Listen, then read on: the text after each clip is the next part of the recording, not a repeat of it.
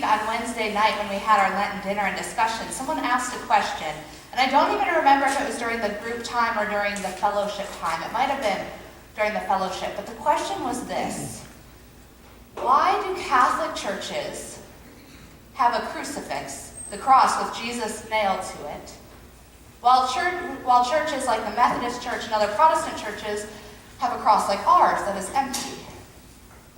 That was the question that someone asked. And I, who have normally perfected the response of, "What a great question, let me get back to you," was actually really pleased that I knew this one.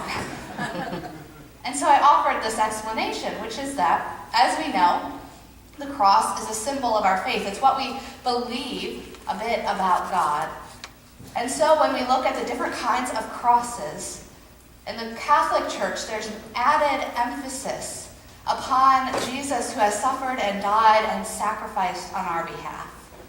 And so because there's this increased emphasis on Jesus and what he has given, how he has served and sacrificed for us, you see that in the image of the crucifix.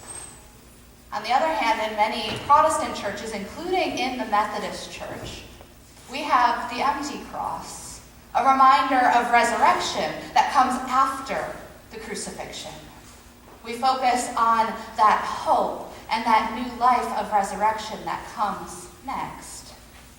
It's not to say, of course, that one is right and one is wrong. We know that neither one of them is the full picture on their own.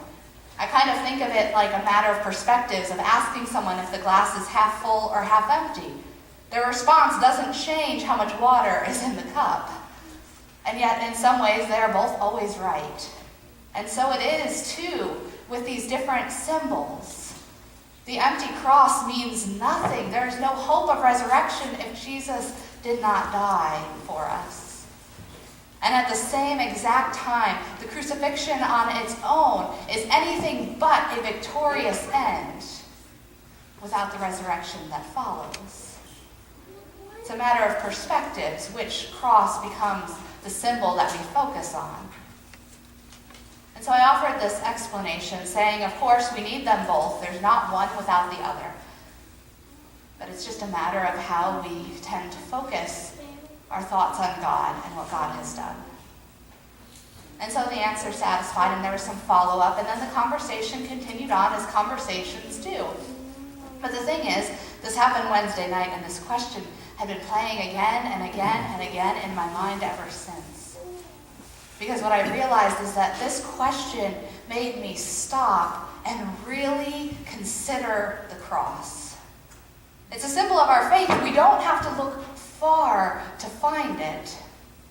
We see it in the churches. We see it in the stained glass images around us. We have it emblazoned on our sign. We see it in jewelry and in bumper stickers. And for some, it is even a tattoo that they wear on their skin. We don't have to look far to find the symbol of the cross. But I realized how rarely I stop and intentionally look at it and consider exactly what it means.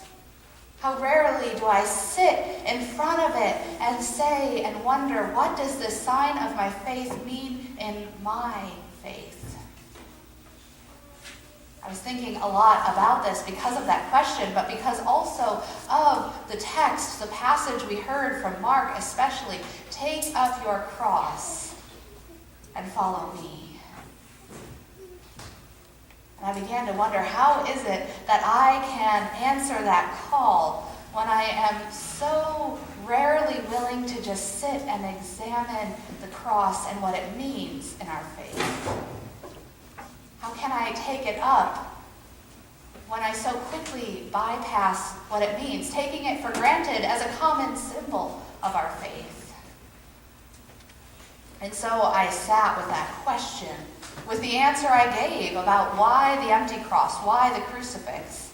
And I began to wonder, how often in my own life have I been so eager to take up the smooth, polished, empty cross of resurrection hope without ever giving more than a passing glance to the rough-hewn cross of suffering?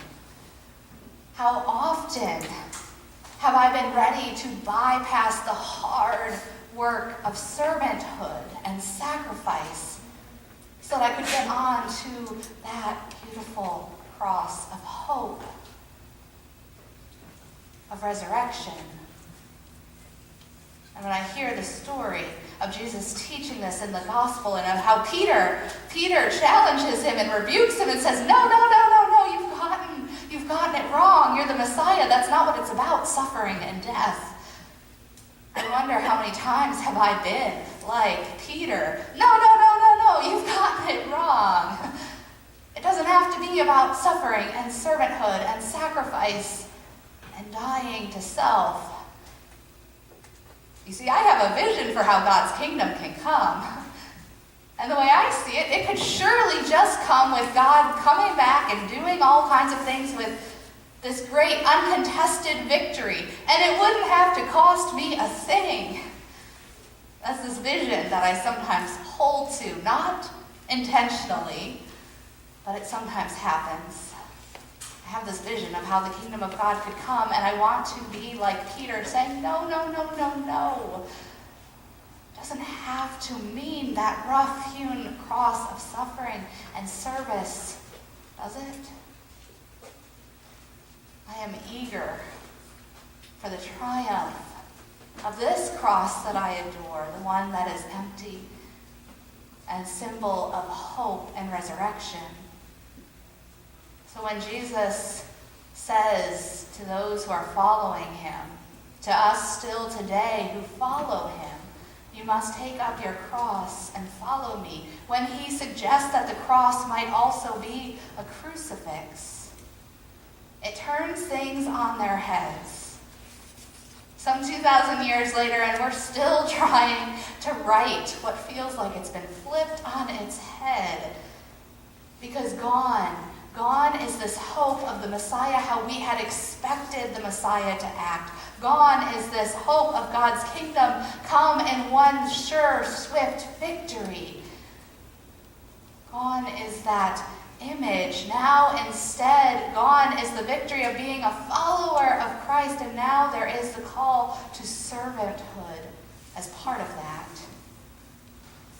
Call not only to revel in the glory of the empty cross, but to bear fully the rough crucifix too.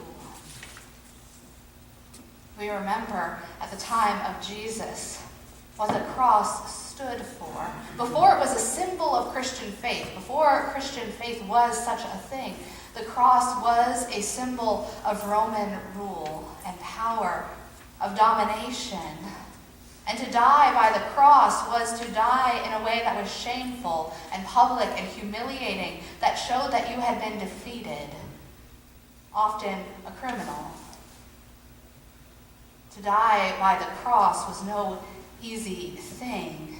For Jesus to go on and take up the cross sounds absolutely ludicrous. And so much more to invite his followers to do the same. It is absolute, utter madness. It's no wonder Peter rebukes him and says, no, you've got it wrong.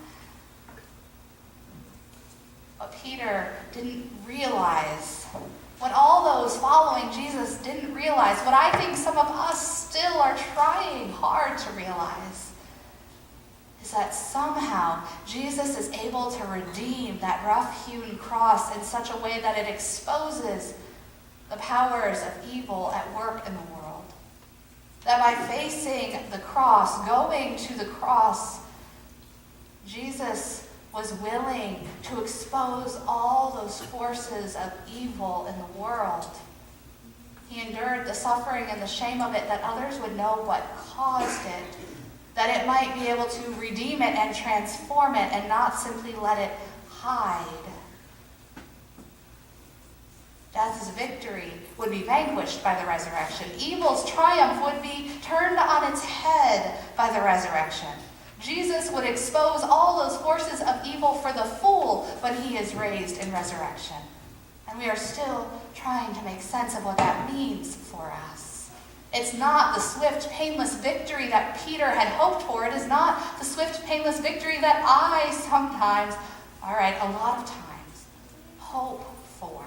It is not just the beautiful, polished, empty cross of resurrection hope that I want to rush ahead to.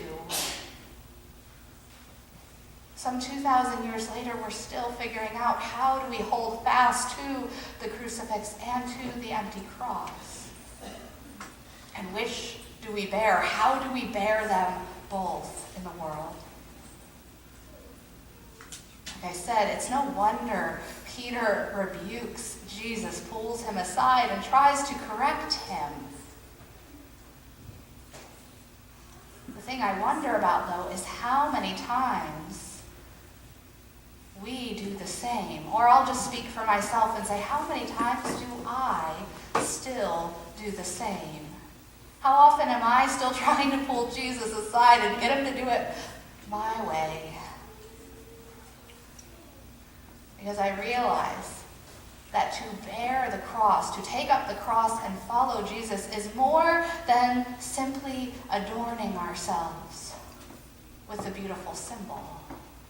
It's more than wearing it as jewelry. It's more than putting it on the back of our car so everyone driving knows. It's so much more than that. It's more than indifference that fools me into thinking if I do just enough of the right things in my own heart, that then I will have carried the cross. But the cross that Jesus calls us to is one that exposes all those forces of evil, those social forces.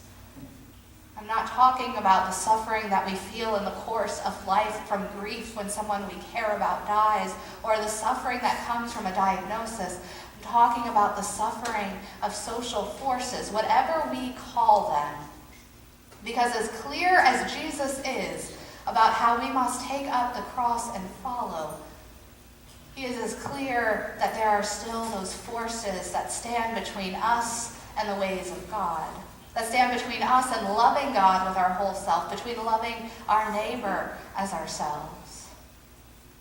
In Ephesians, they talk about it as the forces of air, the ruler of the air, the one who sets the very course of the world, the one that infects all of us with self-centered, self-serving desires of flesh, that those are the forces that we are called to expose.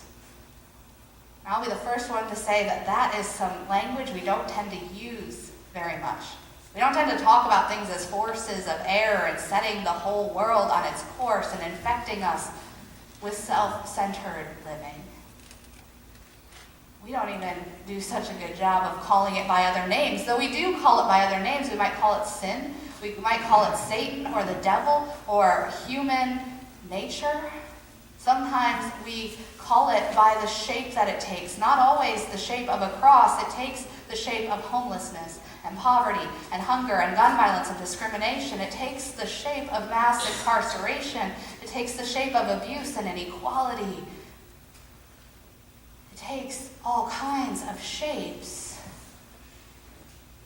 We might not talk about it as a force of the air, but we see still how inescapable at times such systems feel, by whatever name we call them.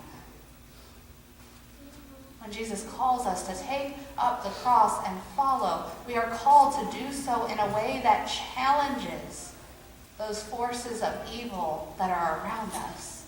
That challenges those forces so that they would not always be the ruler of the air. To bear the cross in our lives is to expose those places of injustice, to expose the places of hatred and of violence and even of indifference that is willing to let it continue.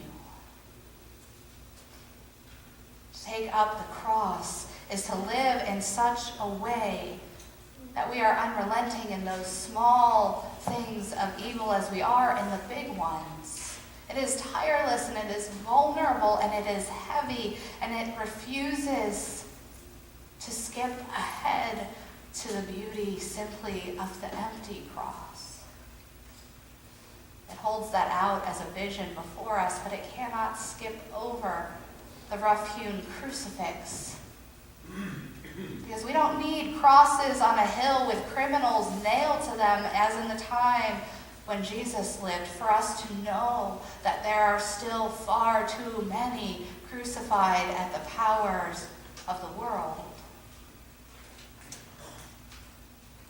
And so when we take up our cross, we are called to live in a way that challenges that, so that it can be transformed or redeemed and vanquished. Now let me say that the thing about this passage is Jesus calls us to take up our own cross. That still feels heavy, but I will say it's a little less heavy than when we feel like we have to take up every single cross. I wholeheartedly believe that just like those Transformer rescue bots that have certain skills and certain gifts to serve in different ways, that we, as people of Christ, each have different energies, different passions, different gifts to take up a different cross. That we don't have to take up on our own every single one we come across. That would just crush us. What we are called to in Lent is to be intentional about taking up the cross that Jesus does call us to. Maybe yours is homelessness. Maybe it is the care and rights of children. Maybe it is gun violence or discrimination or advocating for teachers or something. Maybe you know already. Maybe you're already taking it up. I hope that we are. We don't have to take up every cross, just the cross that we are called to. That is the call. Take up your cross and follow Jesus.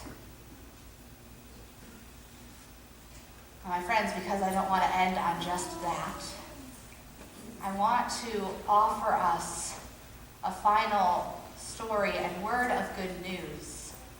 Because that call is heavy. And no, this story is not going to take away the heaviness of taking up our cross, but I hope that it will give us the strength to bear it a little longer. And in keeping with our Lenten series theme, the story begins with an illustration from The Greatest Showman, and will go out from there. In the movie The Greatest Showman, the character P.T. Barnum, who goes on to start the circus, there's a time when he is trying to recruit a business partner, Mr. Carlyle, who has all the trappings of wealth and success and reputation, and who has an in with the elites that Barnum can't seem to bring on board. So Barnum goes and is trying to convince him to become a partner. And Mr. Carlyle at the beginning says, just to be associated with you, I'd be risking my inheritance. To which Barnum says, oh, you'll be risking a whole lot more than that. You'd be risking everything, he says. And the two go on, and there's a dance number and a song, and eventually Barnum convinces him to come on board, to risk it all. But before the two agree, they're businessmen, and so they must come to a negotiation. And so there's a rapid-fire negotiation, and they settle on 10%. Mr. Carlyle is going to risk everything for 10% share of the show. I'm not a business person. I don't know whether that's a shrewd deal or not. I know that in the movie, eventually Carlyle will say that he thinks it was worth it wholeheartedly. But I don't know up front whether it is or isn't. All I can think is that here's this character who has everything and is willing to risk it all for 10% of the show. And I think about the story, the gospel of Jesus, and saying, you must take up your cross and follow me. And Peter saying, no, I'd be risking everything. And Jesus says, oh, you'll be risking even more than that. But the difference is, this is the good news, the difference is that Peter and Jesus don't have some rapid-fire negotiation to settle on 10%. What Jesus does is offer us everything. A whole share of this kingdom of God that will yet come. A whole share of the Spirit that will come and enliven us and strengthen us as we carry the cross. What Jesus offers us is that we are already offered salvation and redemption, life in the Spirit. We are allowed to look towards that empty cross of hope and resurrection and know that it is ours, all of it.